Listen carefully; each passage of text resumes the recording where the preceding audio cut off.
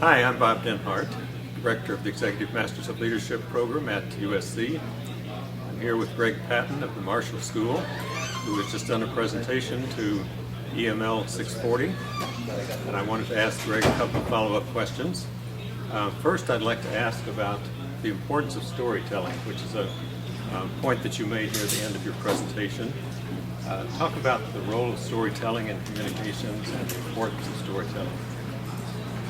I think in terms of leadership, the ability to communicate ideas, to set that vision, to give people a pathway forward is really important. And data is important. I really like data, but ultimately it needs to be put into a narrative, a story that can be told and retold, something that will energize, that will interest people, motivate them, and really create action, a result. People don't they don't do things because we put together a bunch of arguments.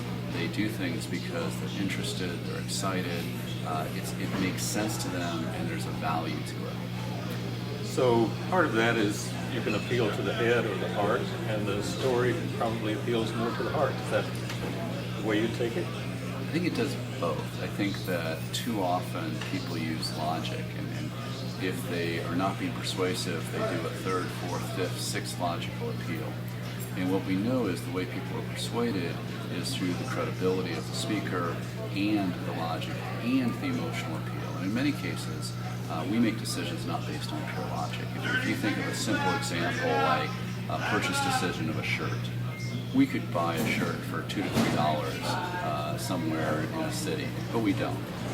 We like a color, we like a style, we like a store. We're buying value, and that value is created through that emotional connection. We work for leaders that we're emotionally connected to, that can connect with us, that care about us, and that happens not through a strategic plan, that happens through a vision, an invitation to be part of something greater, and that's fairly emotional at times. I actually talk about leadership as the leader engaging others in an emotional way that energizes them and causes them to act. In fact, for me, that part of the attachment, the emotional attachment, is often what distinguishes leadership from management in my mind. Does that make sense to you? I like it a lot. It's if you think back to elementary school, who was your favorite teacher? It probably wasn't the person who had the most degrees, the most credentials.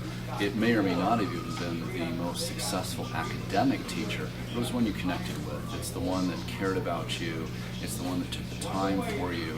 And leaders we know that are most effective are those who have good interpersonal communication skills, they mentor, they coach, they connect with people, and it's a combination of things.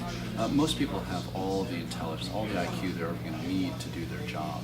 What's going to differentiate those that get promoted and advanced are those who are able to have the emotional intelligence, the interpersonal skills to connect with people, to really build the coalitions, to work together, to integrate ideas, to do things much better than they could do alone. Thanks, Greg, and we look forward to your next presentation in the Executive Masters of Leadership Program.